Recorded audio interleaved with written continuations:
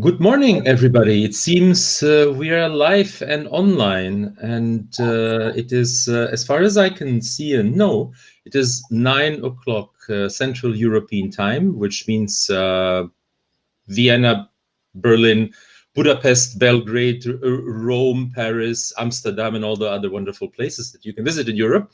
It is therefore 11 a.m. in Istanbul and should be about 8 a.m. in London. And since this is the Uzakrota Online Europe edition, we won't be talking about the timings in the other zones of the world. We'll leave that to the later editions. Good morning, everybody. As you can see, I'm not alone. Alex Abi has gotten some company, and we have with us here this morning our wonderful colleague Yesher Sarıyıldız. She's the co-founder of MB Says. Yes, sir. How are you? I'm fine. It's a lovely morning here. It's very sunny. How are you? Very good, very good. I think we're not that far away from each other. You are in Bodrum in Turkey, right? Yeah, I'm in Bodrum, Turkey. Normally, I'm in Budapest, but because of the pandemic, I just wanted to be at the seaside. So. Excellent, excellent. And I'm in Belgrade, and normally I'm in Germany, but I also decided to run away a little bit. And I think this characterizes everything. This characterizes everything from the last year what we've experienced. But before we go into our day full of conferences and very interesting talks, I'd like to welcome everybody who might have joined just a couple of minutes later. This is the Uzakrota Online Europe Conference. And we're live now and preparing for you a day full of talks, interesting talks on how the tourism industry, which is crucial to many, many economies in Europe, will cope with the effects of the pandemic. And I don't know about you, Yasser, but when I saw this video that the team has prepared to us, yes, I really feel nostalgic. I really feel nostalgic of being back to meetings, to life. Actually, I got the vaccine, by the way, but still I'm in kind of quarantine because you can spread the virus. So you have to stay at home. But I really miss festivals, parties, conferences, something like that. So I just need to socialize. But maybe because of this kind of conference, we can do it in another way because the world is changing. They say that this is the new normal, so maybe we have to use it. Well, we all hope so. We all hope so, and we all miss getting together again. But thankfully we have people like Uzakrota, who are behind Uzakrota, exactly. And thankfully we have people like Uzakrota founder Gökhan Erdoğan. And they really prepare these things for us, and it fills a huge gap of not being able to get together. And unfortunately, we have a huge gap now. As you know, we always have our dear friend, founder, father of Uzakrota, and just Mr. Network in the tourism industry, Gökhan Erdoğan, welcoming us a little bit. But I understand that this morning he has fallen a bit unwell, and we didn't want to bother him at this time of the morning. So I think we have our young friend. We need to give the chance to some young talents, and we have our young friend saying a few words to us. So I welcome Kaan Doğuş Domanic, and he's very young. Kaan, are you sure? You're suitable for work, and you're not to have to go back to school? No, I'm joking. Of course, it's a very bad joke. Turkey has a young and dynamic population, by the way. A lot of very promising young people for the future, and Doğuş Domanic is one of them. Good morning. Yeah, good morning. How are you? Very well. How are you? Yeah, I'm very well. I'm very excited for the opening speech. So don't worry. We all started at one point, right? It was all for us the first time, a long time ago. Yeah. Please. Why are you here? Yeah, I'm here because of Mr. Erdoğan's can't speech due to his ailments. So I would like to. First of all, I would like to thank all the speakers and the participants who join us on these tough days. Unfortunately, we could not start 2021 as we wanted. So that's why we must keep running our activities online. So I would like to discuss about our this Uzakrota Online. So we continue to bring travel industry together with our platform, which is completely prepared by our own team. Very good. Yeah, today we will be discussing important topics with very important names. So without further ado, I'm leaving the stage saying that we would like to see you all at the America event that took place on 14 May, the Asia event that will take place on September 24, and our global event, Istanbul, which we plan to physically take place at the end of the year, December 2, 3.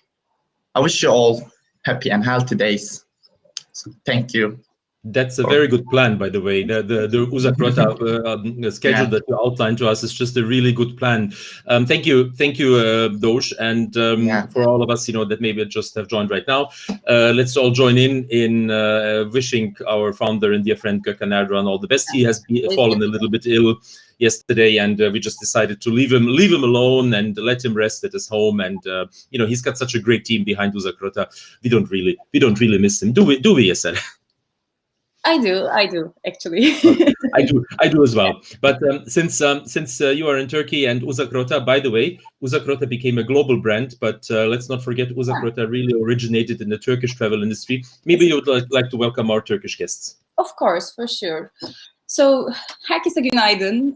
Ben Yaşar Sarı Yıldız. Bugün Uzakrota Online Europe moderatörlüğünü Alex'le birlikte yapıyoruz. Az önce anlattığımız gibi. Şimdi dünyada da artık aşı yaygınlaşmaya başlarken, aşı pasaportu konuşulurken, yaz yaklaşırken seyahat sektörünü nelerin beklediğini bugün hep birlikte öğreneceğiz ve umarım ki umutlu haberler alacağız. Çünkü hepimiz artık eski dünyayı çok özledik.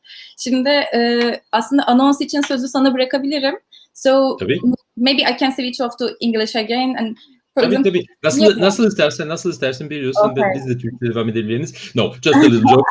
Thank you, Eser. Thank you very much. And as we said, Uzakrota originated in Turkey, and it's really become a global brand. So we're really looking forward to the end of the year. And I think all our hopes are, to stay healthy and to be again back in Istanbul at the end of the year. And for all of you who haven't attended Uzakrota in the last couple of years, I can tell you it is a killer event. It is a very, very good conference, bringing together not only the Turkish industry, not only the European travel industry, but actually the global travel industry. So we keep our fingers crossed. We're going to be in Turkey next year in Istanbul, and let's hope for the best.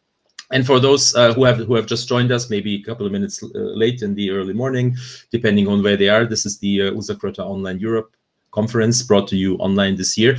A day full of panels, a day full of interesting things. A look ahead shows that, of course, that most of the panels deal with the travel industry under the pandemic conditions. And, maybe there'll be some people to complain, why are we always talking about the pandemic? I think it's just an important topic. Everybody is, concerned how his or her future will look like. We live in a pandemic, that's why, I guess. Yes. And I have to say, looking at it with different travel industries, one travel industry, to me at least, has come as an inspiration, and that is the Turkish tourism industry, because they never stop. Really, from what I could see, even during the hardest times in Germany or in other European countries, they've been running ads on German TV, in German publications. They continue to make their investment. And I can really say, from the experience from the last 20 years, that there are a couple of role models in the world regarding tourism and tourism management. And really the Turkish tourism management is one of them. And the Turkish economy, highly is influenced by what is happening in the tourism sector, and they really do a good job of managing. So all the respect to the people behind the Turkish tourism, to the many workers and many employees in that field. And to listen a little bit more to that, we have a welcome word from the Deputy Tourism Minister of the Republic of Turkey, and this is Mrs. Özgül Özkan Yavuz. And there is a message from her, of support and of telling us a little bit how Turkey is embracing the tourism season, which is just about to start. Every year it's Easter. Every year it's Easter, where the big start of the Turkish tourism wave is coming, and hopefully this year it will be the same. Hope so let's listen to our Deputy Minister. Okay, let's watch her. Dear participants, we come together today to seek the answers to the very important questions concerning the tourism industry. What awaits us after the pandemic? When will the recovery begin and how? What are the new tourist preferences? What should be our strategy? What will be the new business expectations, and so forth? Today, distinguished participants from around the world will quest these subjects truly and propose their analysis and suggestions. We are all well aware the crises come together with opportunities. Personally, on such days, I prefer to ask the question, what can we learn and gain from it? That's true. This pandemic made all the world pay a significant price. Lives were lost, our businesses went down, and the jobs are in danger. But still, we are all struggling to keep standing. There is no other way. We will keep standing in all aspects. So what did this last year teach us? Like many other disasters in the past, this pandemic also taught us the importance of solidarity, communication, coordination, and collaboration. These are the keys to overcome the crisis by getting stronger. Many stakeholders from all around the world came together on virtual platforms like this and tried to find ways to overcome this crisis. And mostly, these are all good opportunities to share knowledge, experiences, and foresight. I believe such international platforms play an important role in the recovery of world tourism. So I'd like to take this opportunity to thank Uzakrota for this special organization. Dear guests, like life itself, the demands, trends, services in tourism industry are changing too. During last year, we have found the chance to think about these changes. The pandemic also affected the expectations of the people. I am certain that people will continue to travel. Travel will never stop, but there will be different modes, new habits for sure. The tourism industry is one of the most vulnerable industries to crisis. International tourist arrivals fell 75% all around the world. Hotel surged and bookings decreased to 55%. International seat capacity in air transport declined 68%. The forecasts suggest that the recovery will be slow and it will take 1 or 2 more years to get back to 2019 levels. It seems domestic tourism will be the driving force behind the travel and transport industry for a while. Strong tourism businesses and high-quality road networks would help faster recoveries in domestic tourism. International tourism is highly dependent on air traffic, as you know. So, as the lifting of cross-country restrictions occurs and the number of people who have been vaccinated increases, the recovery will speed up. By the way, air traffic companies must ensure their air conditioning safety of their planes, as Turkish Airlines did. Ground services at the airports, train stations must follow the hygiene rules. Accommodation facilities, food and beverage facilities must obey all instructions and take the necessary precautions. These are the prerequisites of the recovery process.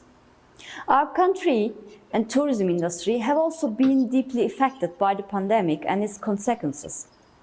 In 2019, we have received 52 million international arrivals.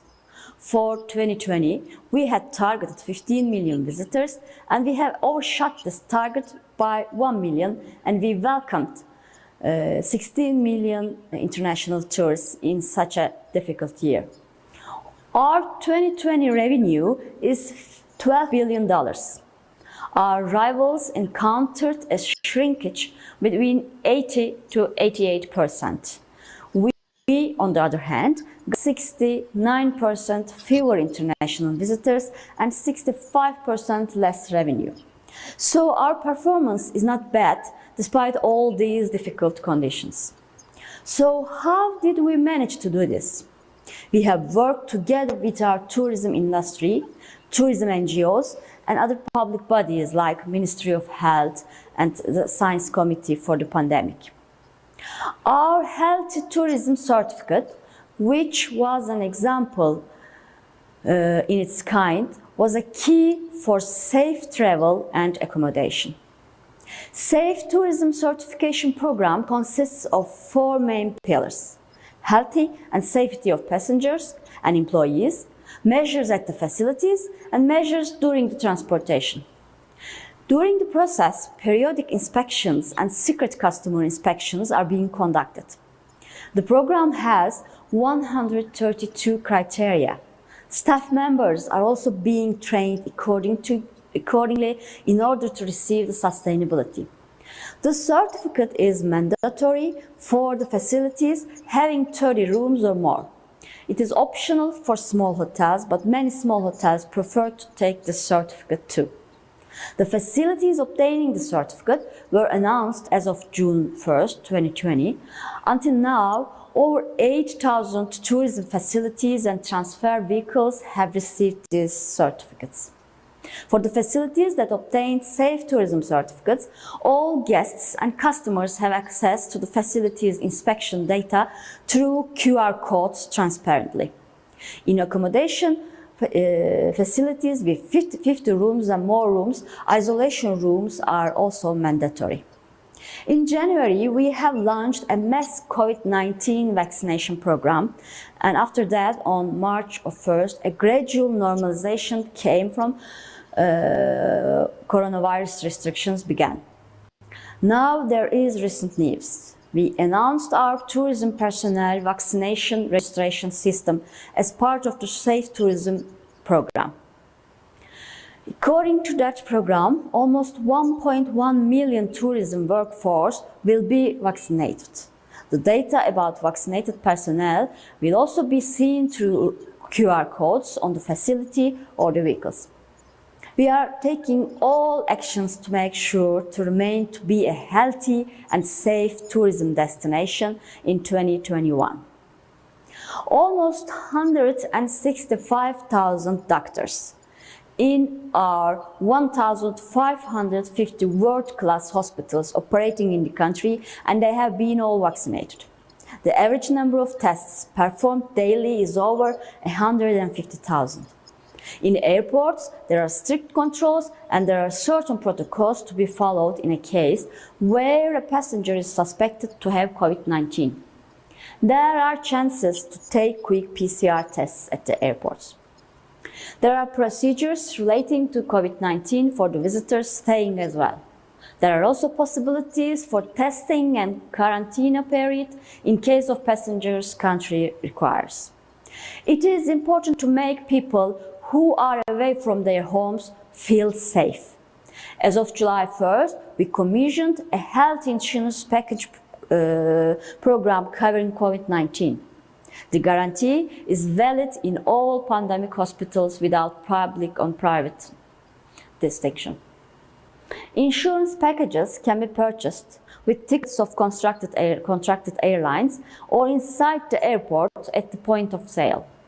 Passengers may buy health insurance packages before arriving in Turkey online from the website of TGA, Turkey Tourism Promotion and Development Agency, or tour operators. Our government's financial help packages also gave the industry a chance to stand. After the pandemic is over, people will have an appetite for traveling. We should prepare our facilities, our businesses, ourselves for this demand. We expect an increase in the tourism figures this year and a total recovery by 2022. By the way, last year we made an intense and effective advertisement campaign. We promote both our destinations and tourism products. We focused on promotion campaigns in our target markets. We released 3 different films: Safe Tourism Turkey, Read Turkey, and Together Today. Dear guests, for every member of tourism and hospitality industry, transparency and open communication with the customers is of top priority. The visitors will be searching for satisfactory information and expect honest answers to their questions more than before. Regular updating about new restrictions or changes in the practical life is expected. It is a duty for the destination marketing offices, as well as for the stakeholders in our industry. Advertising contents should be prepared according to these expectations and should contain solid facts and information too. The messages should be calm, positive, and encouraging future travel on safe days. Training of the staff about hygiene, health, and safety issues is fundamental so that our guests will feel comfortable. It is responsibility for each of us in the industry to protect the guests' and employees' health conditions and at the same time to ensure the goodness of our visitors' holiday experience. Sea, sun and sand and cultural tourism will continue and they will keep the importance for our country and many other tourism countries. That is for sure. But there are new opportunities and new trends as well. People now want to be involved in the experience and they want authentic connections and they want to learn the way of life of the people. For example, there are new tours in which you can join a women's corporation and wave a carpet with them and make soups or harvest lavender. Lately, many people care about the footprint they left behind while traveling. The new era is more environmentalist. Sustainability is a must for every aspect. People are more concerned with our planet. Wildlife, wellness, healthy food, healthy life, agriculture, small villages with fewer populations are new attraction facts. Like many other countries, our country also has all of them to offer. But the new challenge for the tourism industry is while offering these attractions to the visitors, ensuring their safety, security and comfort, but not to ruin the authenticity of the experience and the destination itself. Communication and transport infrastructures are important in these areas. Outdoor activities will be even more popular than ever before. We have been working on 19 unique routes throughout the country with opportunities to hike, bike and stay a total of 350 kilometers of paths, parks and trails. This will be a great opportunity for nature lovers. I think from now on, small hotels will attract more people. We know tourism is an important source of income and job generation for many countries, and it's an important part of the world economy. But I think there is another function of tourism that affects the places. Tourism sometimes reshapes the ways of lives of the locals. The city, municipality, the infrastructure, the quality of services in a place are evolved according to the improvements in tourism industry. Tourism encourages these developments and plays a pioneering role in the destinations. Because of that, I think the tourism industry should try to be more involved and take part in the decision-making mechanisms of cities planning and city management programs. Using technology properly and innovation are important for tourism industry too. This interval to the pandemic gives us the chance to learn the new improvements and adapt and innovate our technology, infrastructure and management methods. Research and development studies are as important for our industry as for other industries. The innovations in technology, management, marketing and organization processes have been widely used in the tourism industry. Data collecting is crucial in better understanding our target markets, new trends in tourism, and even also our rivals. We can learn the expectations and our inadequacies in this way and decide our strategy. With our ministry's efforts, this year tourism will be a part of our technology festival, Technofest, the world's biggest technology competition. This year, the culture and tourism technology subject is one of the competition subjects. Using new technologies like 5G, artificial intelligence and cloud services is a must in the tourism industry too. These are necessary to enhance the experience and interaction before, during and after the trip. Promoting sustainable investments should be a strategic choice for all of us. We should also support the investments of small and medium-sized enterprises and tech startups. I also add that the gender equality should be a key priority in our industry. And we should remember, responsible tourism is important for protecting natural and cultural heritage too. I like to mention the new guidelines which focusing on the responsible restart of cultural tourism that the World Tourism Organization and UNESCO have collaborated to produce. According to the report, the lost revenues are severely impacting communities, heritage sites, museums, cultural events, spaces and institutions, while also weakening the destination's competitiveness and market differentiation.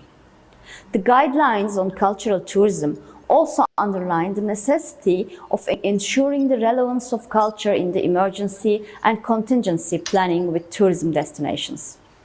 I like to end my words with a strong wish. I wish we all learn the necessary lessons from the last year. I wish that from now on, as the world, we all collaborate for a more inclusive, sustainable and resilient tourism ecosystem. I wish you a healthy days and healthy vacations. Thank you. Thank you very much, Mrs. Özgül Özkan Yavuz, the Deputy Minister of Tourism of the Republic of Turkey. As you've seen, I stayed online. I didn't go offline because I really listened to every single word that our Deputy Minister has said, and it can only be encouraging. It can only be encouraging to see that the Turkish government is preparing such measures, and the Deputy Minister has been talking also about the excellent health system behind. And I think everybody who's going on vacation these days and who is engaging in tourism, whether as a tourist or as an operator, has to know all these things. So it's really, really important to know. And I really listened very carefully to each single word. And I think not only the Turkish government is preparing the season very well, but also a lot of other governments. And we should show respect to the people behind the industry, you know, the many, many workers who are preparing as of now, as of literally beginning of April, the Easter days to accompany us throughout this tourism season until the end of the year. So greetings to everybody who is working in the travel industry. And I'm sure we can all say together, better days are ahead, and stay well and stay motivated. And if you don't know where to go on vacation this year, if you can, if it's possible to go, you know, Turkey is a great destination. So without further ado, actually, I would like to move on to another company and another opening remarks, and a company that has accompanied the development of tourism in Turkey, not only in Turkey, actually all around the world. When you travel from any German airport, for any airport in Germany, and you look at the table with all the flights that are operated on the day when you're at the airport, then surely you can see a short, the airline code for XQ. And you sometimes wonder what it means, and sometimes wonder, you know, what kind of airline is behind that. And then you see all the destinations that next to that code, and it's mostly destination in Turkey, but also in other places. So the code belongs to SunExpress. Now, SunExpress has been a success story in the airline industry. It has been a success story between two very successful airlines, which is Lufthansa and Turkish Airlines. It's a joint venture of Turkish Airlines and Lufthansa. And it's been writing success stories, I think, since 1989, right, Peter? It was founded in 1989, and it's been carrying passengers back and forth, not only between Turkey and Germany, but between many, many other places. And to learn a little bit more and to hear some encouraging words from the airline industry, we have with us Peter Glade. He's the commercial director at SunExpress. Good morning, Peter. How are you? Good morning. Hello. Greetings to Turkey from sunny Frankfurt. Well, one of the places where we have higher temperatures in Frankfurt than Natalia. We usually never have that. Well, Antalya, I'm tempted to say Antalya is always nicer weather than Frankfurt, but you know, but we can argue about that later on. Frankfurt is also definitely a nice place to visit. Peter, just a little bit on the technical side, if you could move closer to your microphone, I know technical issues is a little bit difficult to discuss in here, but we need to make sure that that we hear you well. I think you're using an external microphone, so it would be better if you would move a little bit closer. See, change the microphone. Give me 1 second. Yes. Technical. Now I can't change the camera now, but if you could see, I've got a technical team here that is now getting very nervous and trying to change everything.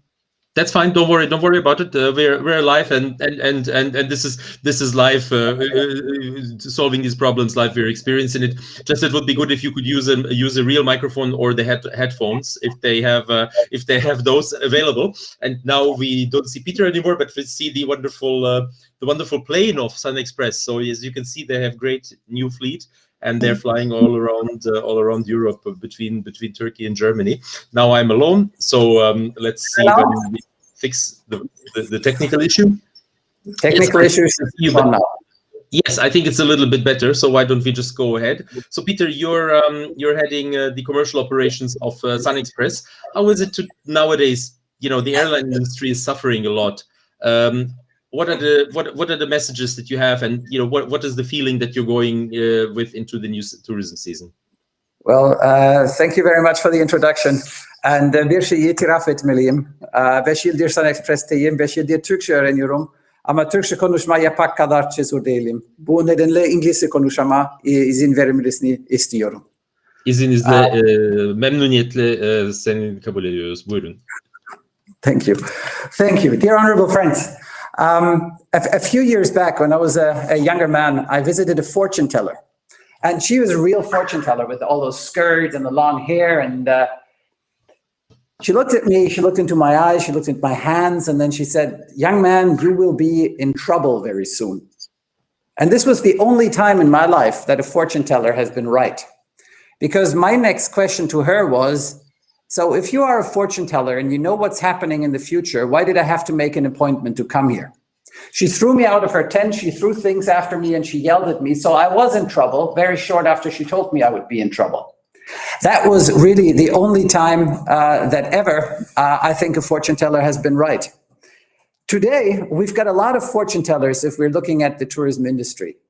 We're seeing a lot of people who try to tell us when things will be back to normal, when we will be able to fill our beautiful SunExpress planes again with passengers, when we can bring tourists to the sunny shores of Turkey. Well, to be very honest, I think all predictions, meanwhile, have proven to be wrong. I think what we should now do as an industry, as airline industry and as tourism industry, is we shouldn't focus on what we do not know. We should really focus on what we do know. And what do we know? First thing is, we know that we don't know anything. We don't know exactly when traveling from which countries to which countries will be allowed again. This is a fact of life that we need to deal with. Even the best politicians currently cannot plan ahead because the situation is changing so fast and too soon. Now, let me tell you something about airlines. Planes are expensive. Hardly anyone goes and buys a plane and just pays cash. Usually you have financing programs behind that. So if you look at the plane behind me, standard 737, could be an Airbus as well. Narrow body airplane costs you around $250,000 per month just in leasing rates. Not concerning fuel, not looking at personnel costs, nothing else, just leasing cost. Now, in a normal year, according to IATA, an average airline, if you cut out the worst performers and if you cut out the best performers like SunExpress, a normal airline does 2 to 3% margin. So if you only earn 2 to 3% margin, but you've got this horrible financing cost, plus fuel cost, plus personnel cost, plus insurance cost, etc., to cover that keep running despite the crisis, well, you know that the company that plans best, the company that has the best strategy, usually was the best airline. So what really differentiated airlines, good from bad, was their possibility to really plan and make strategies. Plus, airlines tend to be run by engineers and pilots, people who love to have plans, plan B, plan C, check alternative routings and checklists, checklists, checklists. But now nobody knows when exactly this is going to start again. So it's really, really difficult to plan ahead. And this really changes the airline industry. So first thing is, nobody knows when it's going to start again. Number two, even after Corona, the times of long-term planning are gone. Because customer behavior changed as fast as never before, even before Corona. That's what we've seen all over the place. Customers who used to fly business class last week now sit in economy class. Passengers who love their luxury golf resort and the wonderful golf resorts in, for example, Belek, tomorrow go camping somewhere back in Cappadocia because they want to be closer to the nature. I believe that the challenge that we have in Corona times and for the future is that we need to know our customers a lot better than before. So my booking numbers, for example, tell me in the past, as a normal leisure carrier, you made 50% of your booking, 40% of your bookings for the summer season in January, February, because especially us Germans, we like to plan ahead. Nowadays, we're getting up to 70% of our bookings in the last 2 weeks prior to takeoff. So you need to know your customers a lot better. You need to understand, will the bookings still come or will the bookings not come and I cannot perform this flight? So no one knows exactly when traveling will be allowed again. The days of long-term commercial planning are over, and we have to be a lot closer to our customers. We must understand their wishes before they themselves do. Thankfully, in those days, even before Corona, words like artificial intelligence, words like digital, they were already on the top of everybody's agenda because we knew that we needed to change. And those airlines that have gone forward and continued investing in digitalization, in customer relationship, those are the airlines that I believe, even after the crisis, will come out as the winners. And that's not only true for airlines, that is also true for all players in the touristic industry. Be flexible. Be flexible to adapt to new customer needs. Who would have thought that 10 years ago, 10 years ago, no, is it 10 years already, since that small lady sat in front of a school in Sweden and changed the way that we do think about holidays and aviation and fuel burn? Customer needs change, and we need to react flexible, and we need to be very, very close to our customers. No one knows exactly when traveling will be restarting. The day of long-term commercial planning are over, and companies that understand their customers, are flexible, and have all processes digital and agile will be the winners once this crisis is over. Now, if you want to go fast, go alone. If you want to go far, go as a team. I think as tourism industry, we've understood that sentence better than a lot of other industries. We are team players by nature. No one can do it alone. Hoteliers can't do it without airlines. Airlines can't do it without tour operators. Tour operators cannot do it without incoming agencies. There's a whole host of players that need to play together to deliver this special experience to our customers, because it's the special weeks of the year. So we need to be working as a team. We need to have partners. But I was saying before, flexibility is king. Be able to change your business models fast.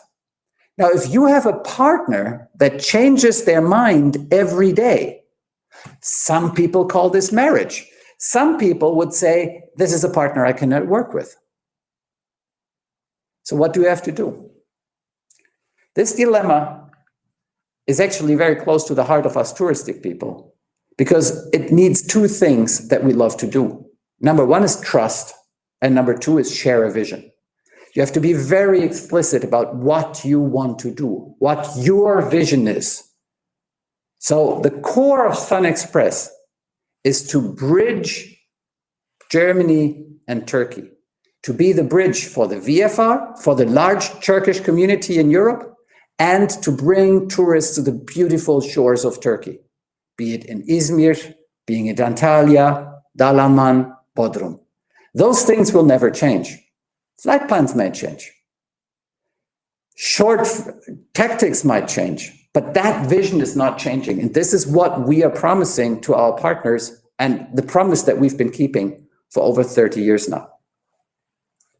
So be reliable, be a trustworthy partner, but still be able to be flexible because you share a common vision that you share with your partners when you are creating the best weeks of the year for our customers. No one knows when traveling will start. Days of long-term commercial planning are over even after that. Be flexible, have all your processes digital and agile, and build relationships based on trust and a shared vision. So what does that mean for SunExpress? Is this just beautiful words that I put out here because it's a nice conference that we're looking for? No, I don't think so. We went from long-term network planning to a real agile mode of designing our flight network together with our largest partners. We went from regular customer meetings to daily customer meetings. We sit together with the network planners of tour operators. We talk to our travel agencies literally every single day, and not just about prices and conditions and individual customers, but really about their needs and their vision about the future. And we design our company to the needs of our customers. We have, in the middle of the crisis, moved our IT world from a classical airline IT, very niche, very well suited for the processes of an airline, but maybe not in all cases 100% customer focused. We've moved it over to a retail platform. So now all of our customer data is basically managed, the entire customer experience is managed in a system that is used by retailers normally. Why? Because we understood that retailers are far closer to their customers than airlines have ever been. We said we want to be a trustworthy partner, and we put our money where our mouth was. I think we were one of the few airlines in the world that paid out all agency incentives in 2020. That in the midst of the crisis went out and created a new incentive kickback program for our travel agencies in order to support them through the crisis. We are the airline, one of the few airlines that has paid out all of the canceled tickets in 2020 in record time, and we've received extremely positive customer feedback about that. We want to be reliable, and we put our money where our mouth is, and our mouth is where our heart is. And this is the last part. We believe in Turkish tourism. There's nothing that will stop Turkish tourism from growing. We've seen it after every single crisis. Turkey as a destination has come back stronger. We all thought 2016 was the most heavy crisis Turkish tourism would ever have to go through. Now we've seen 2020 was a completely new dimension. We've seen after 2016, Turkey came back strong with record numbers in 2019. Now the crisis was even deeper, so the only message is the rebound will be even stronger. Turkey will come back, and they will come back big because customers want to travel. After all these weeks and months in Corona, in the strange times that we're all going to, I've not met one single person yet who said, once all of this is over, I want to stay a few days at home. So the future is bright ahead of us, and SunExpress is proud to be a partner of that future, is proud to be a partner of Turkish tourism, and I'm proud to be able to speak to Uzakrota today. Thank you very much. Teşekkürler. Very good. Thank you, Peter. Please stay with us for just a second. You mentioned very important things. Again, I listened very carefully. I'm learning many things this morning. After the Deputy Tourism Minister, also from you, many important details came. One of the details that I'd like just to point out is you mentioned that you paid out all duties that you had to your partners, and that's very important, because we must not forget that behind there is a very large chain of dependency on what one part of the tourism chain does reflects on many others in the back. And I found that very important. I'd like to point that out, that you managed to do all the refunds, but then also to pay out all to your partners. So that's very important. And I also had to smile slightly. For us passengers, I'm a passenger, and the biggest problem before the pandemic was, when you buy a limited ticket, when you buy a relatively cheap ticket with limited rebooking options or refund options, the biggest problem is to rebook your flight. And that is something that has changed completely. It's been never easy like today to rebook a flight. So I think also we are introduced, as you say, to some changes, to some agility factors that maybe we can learn from and take it over. At least as a passenger, it would be a wish for me to be able to rebook my flights more easily. But I know that depends on a lot of other factors. Peter, one question. You mentioned you carry a lot of Turkish origin passengers that are traveling back and forth between Turkey and Germany. Did their travel behavior change during the pandemic, or they kept just traveling back and forth between Turkey and Germany, or was that changing as well? Well, whatever statistic you're looking at, whatever analysis you're looking at, everybody says that after the pandemic, the VFR business is the first one that is coming back. What we have seen as SunExpress is the largest provider of flights between Germany and Turkey outside of Istanbul, really going also to remoter places in Turkey, where when I started here, I had to learn their three-letter codes in the first place and look them up on a map. If people have to go, they go for family business. It's unfortunate events like funerals, it's weddings, it's birthdays, or it's just having to go home and sort out some papers for the house that you still have in Turkey, or going back to Germany for a medical appointment, or there's just some things where you need to travel. So the base load that we were able to generate, even through the darkest days of the crisis, was allowing us to not operate a single flight in 2020 below its direct cost of operation. So yes, we flew a lot less.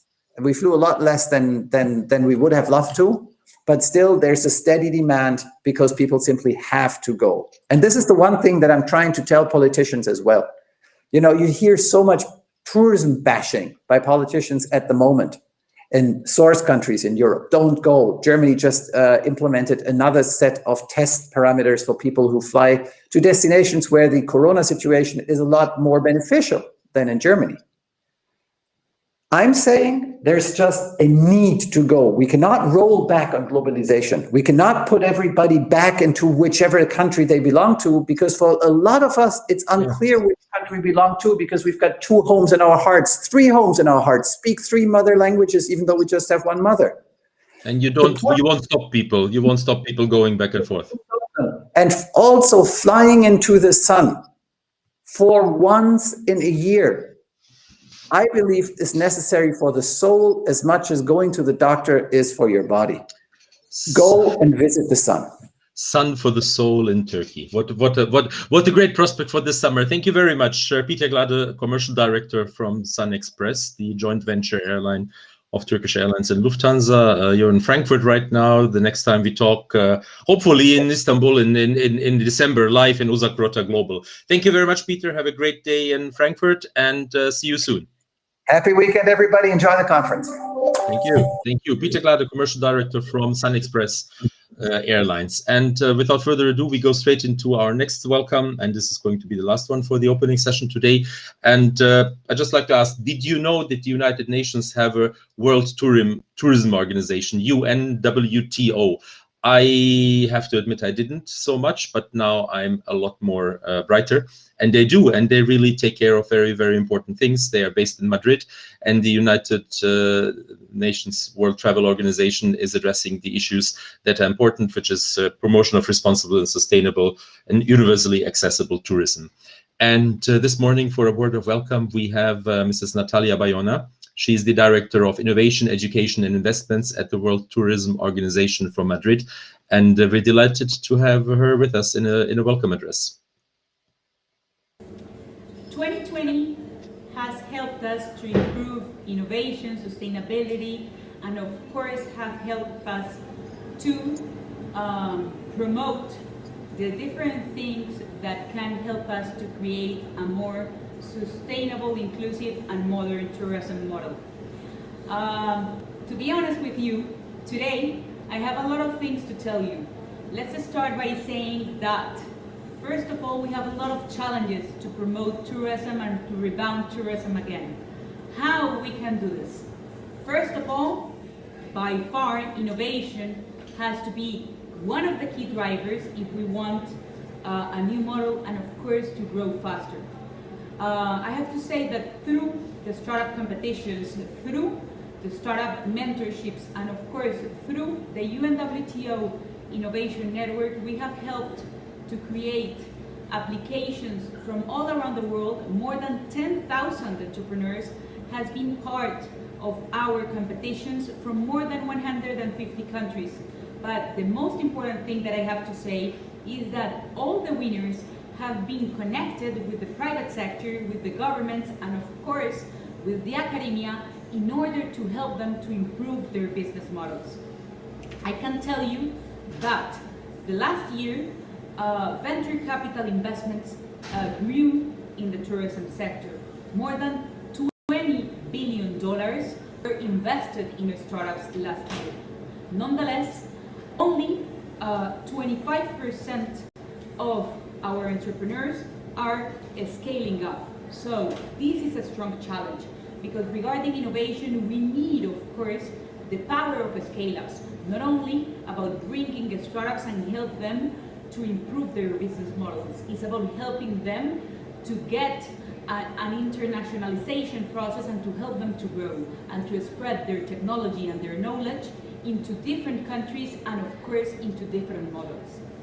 Second of all, education. This is crucial. Tourism is the top employer of women and youth.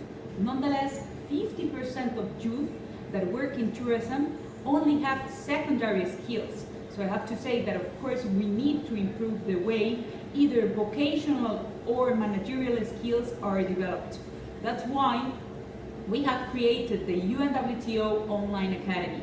That is the first platform that aims to include top institutions and top universities from all around the world to include their massive online open courses for free for all the tourism community. And of course, if people want that certification, they have to pay an affordable price, 49 euros, and the person can gain an official certificate from the university and the UNWTO. With that said, we are helping to scale up the way people are educated. We don't need anymore those mini tailor-made workshops that we did in the past. That's why technology is a key driver, because thanks to technology, we can scale up and map all the content.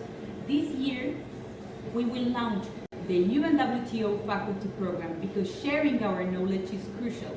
So we will create specific online courses focused on international law, international public policy, innovation, statistics, market, destination marketing, and so on, in order to help you and to spread the voice of our knowledge, because we know that through a better education network, we can help on the professionalization of our sector. Third of all, of course, green investments. Investments are here. It doesn't matter if the pandemic is here or not. Remember that the investment funnel, when we talk about foreign direct investment, is about maybe from 1 year to 5 years pipeline before the investment comes.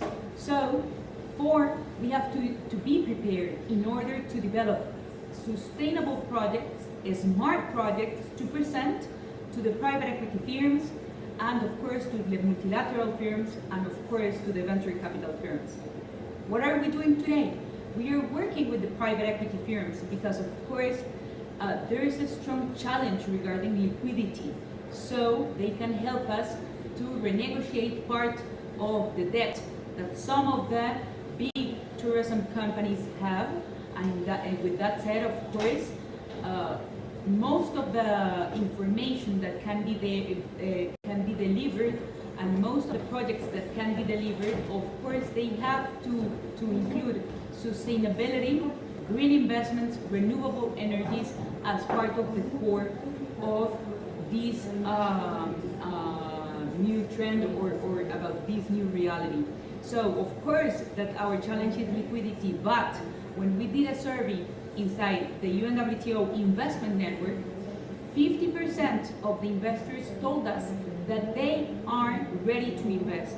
Nonetheless, they want green business, they want more sustainable business, they want hotels that are thinking in renewable energies, that are thinking in including communities, that are thinking in innovative ideas. So that's why we need to improve, and we are working a lot with the international financial institutions in order to make this happen, and to train and to help people to understand the benefits on recovering and redeveloping a business model into a greener and a more sustainable business model. And of course, another challenge that we have, as all of you know, is in terms of SMEs and of course to help them grow. That's why we are launching this year the Tourism for Tomorrow program. That will be a program where big tech companies will act as mentors of the small, medium enterprises that are working in tourism. And thank, once again, on these massive capacity building programs and our power to invite the SMEs, we can help them to get new digital skills where they can include their packages or their offers, etc., in, of course, a viable website and in a viable tool to, of course, promote all the services that are here. So, last but not least, I want to end this conversation by telling you that we have the power to lead the change, because if we have the women here, if we have here the youth, if we have here the innovators, we have everything to change the business model of tourism for good. It's in our hands, and only in our hands, the probability that the tourism sector can come back. And as you know, inside the UNWTO, we are leading this by creating different innovative ideas and challenges to help everybody for a better future. So, once again, I would like to thank all of you to be here with me, and remember that innovation, education, sustainability, investments are part of our new normal, and of course will help us to lead the change and to rebound tourism again. Thank you. Thank you very much, Natalia Bayona from the World Tourism Organization of the United Nations. She's mentioned again a lot of points. I listened very carefully.